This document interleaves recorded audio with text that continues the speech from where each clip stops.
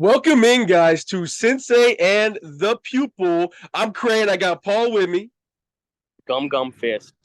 Gum Gum indeed. We are reviewing one of the most anticipated, highly criticized before it even came out, and the biggest dream, Surprising.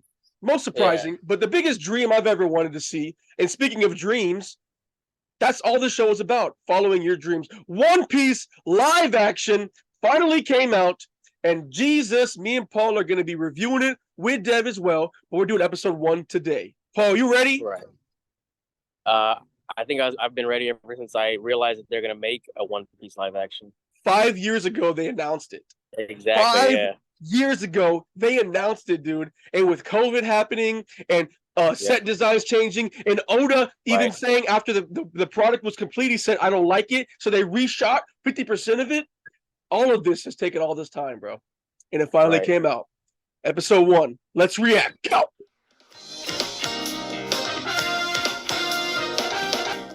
So episode 1 starts out, and we don't have to break it all the way down, dude. But what did you think Right. of the entrance of Luffy? It, You see him on a if ship. anybody's ever You see him sinking. Yeah.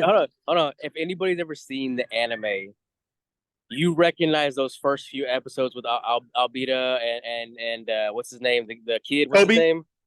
Kobe. Kobe. Yeah. You remember all these little things. You get introduced to like Luffy's character already. Like he's always happy. He's trying to push Kobe to be his best person. He's fighting for the people that don't follow their dreams, and she's always trying to change her perspective on what a pirate could be. Right? That's his whole thing, and he's always smiling and laughing. This actor did a great job and following the source material, following Oda's design, Guy who plays and Luffy. Yeah. yeah, dude, the dude's Luffy. Yeah, He's yeah. Luffy with a Spanish accent. He's There's no Luffy. one else. There's no one else Yeah, that could be Luffy.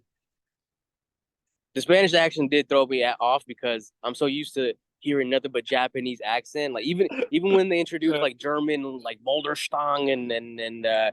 Higantomano, like Spanish stuff, they still sound Japanese. Okay, they still sound Japanese, You but got now you the actually have Luffy.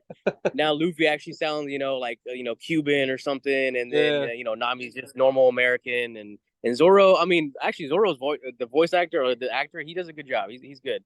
Yeah, that dude played him to a T because he got like, Oh okay, Zoro's not hard to play. He's an angsty, edgy kind of like, like just like hands in pockets, just like walking around posing cool. He's not hard to play, but he did a really right, good job too. Like he was a standout, right. Zoro, for sure.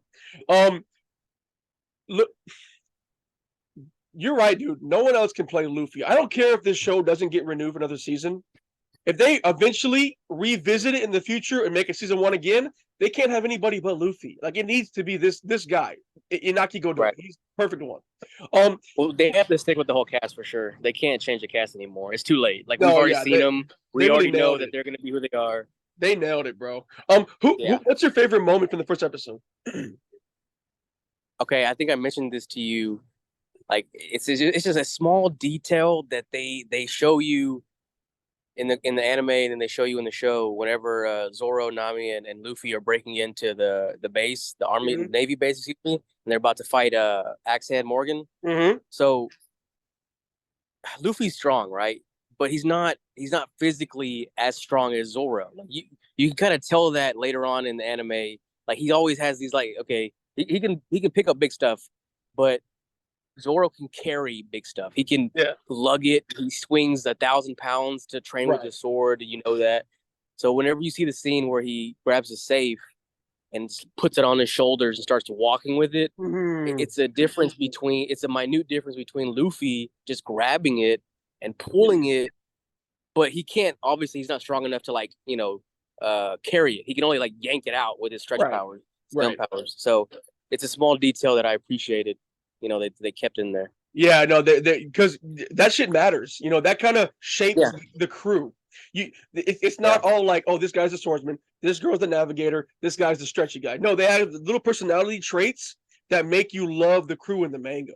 And right, without that here, it would right. feel hollow. It would feel hollow. Nami was a baddie. Yeah, Nami was a Nami she was a koi baddie. she's an American 7. I mean, that's pretty high. Yeah, she was cute as hell. Yeah, and Yeah. I thought she got the attitude pretty good, like the feel of Nami. I thought she did it pretty You good. tell me when she had that. You tell me that when she had that Navy uniform, you didn't like. Whoa, hey. In later episodes, you'll see the cheeks come out, and she got some cheekers, got the clappers, a little bit, little white girl clappers. Yeah. I think my favorite moment from episode 1, probably whenever he first fought Alvida. It wasn't even the Alvida fight.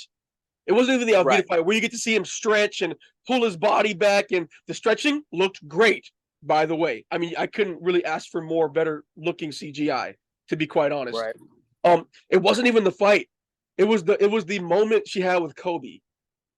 She was telling Kobe, like basically saying, Kobe, what are you doing? But it wasn't like in this like just mean, like, oh, I'm an angry villain kind of way. No, she like sneered at Kobe, like, you're beneath me. Like, what are you doing? Like, she looked at him with this look in her face, and it just really she did a really good job Yeah, for that one person scene. did a good job too. Yeah, Yeah, yeah, she yeah. did a really good job, man. Like all the villains in this, I really thought were really good cast, like really, really good actors. Yeah.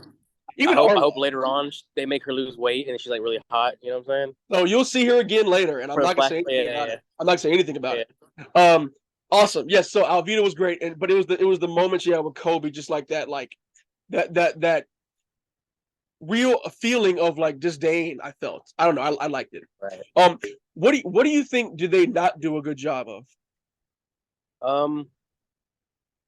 I mean, look, there's only so much like correct proportions you can get from the anime to the live action. And the Right. thing the one thing you can never really get right is the outrageousness of the fights. Yeah. Okay, Yeah. like Zoro, he's a sword fighter, and in the anime, he can cut stuff in half like nothing and do like a Right. 1,000 slashes, and you'll see it. You'll see it on screen before it even really happens. But in this live action, he's human, so he can only do like 1 or 2 slices at a time.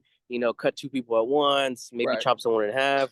But you can't really do 1,000 slashes in front of the camera and make it look like he actually did 1,000 slashes. Right. Same thing with Luffy. He can't do a Gum Gum Gatling gun or whatever, which he did do in the Captain Morgan fight. But they didn't put that in this fight because you can't do that yet. Like as far as showing it, I don't know. Well, yeah, you definitely. I'm not disappointed. Yeah. I'm not disappointed, but it just was. Of course, it's not going to be as good. Yeah. No, you have to really think about the CGI budget when it comes right down to it. Right. He does the Gatling later to one person, but I can imagine it took a lot of money to make that, that visual effect of all The those. only person scenes, that matters, really. The only person that deserves it. Yeah. But like, I get that. Buggy. Let's talk about Buggy, bro. Sorry, go ahead. What did you like about Buggy? Well, he's episode 2, I believe. Oh yeah, you're right. Not mistaken. Yeah, but episode 1, which we're doing today, Zoro. Another really cool moment was the whole introduction to Zoro with Mr. Seven from Baroque Works coming. They're already setting up, foreshadowing for the next season in the first episode. Love it. That was cool, yeah. Yeah, love it. And he sliced Mr. Seven in half, dude. Like no hiding of blood, and you can see the innards of the body cut in half. Right, and that line was sick. It's like I guess they should have sent someone better than number 7. Dog, and you go always see better than Mr. Seven, so you better not be wishing that. But right. yes, I love that part as well. Now, I think what I didn't like about it,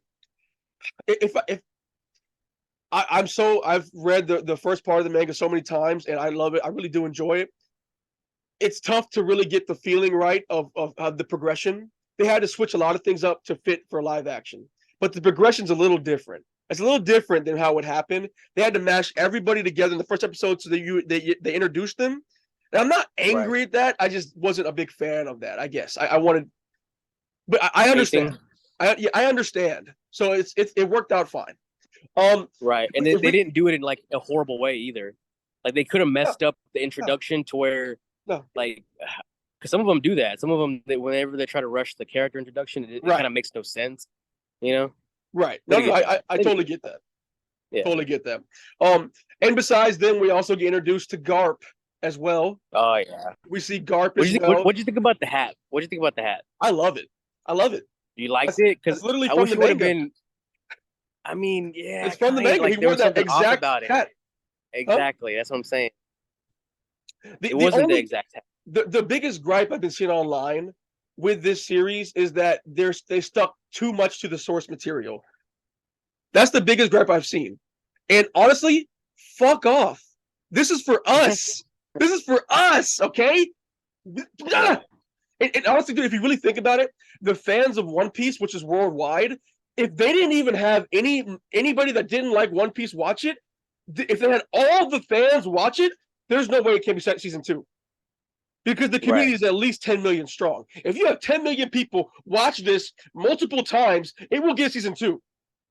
How many people watched it already? Was there already like a million? Oh, dude, there was some stat that it got more views worldwide than Stranger Things season 4, which was the best Stranger Things season. Yeah.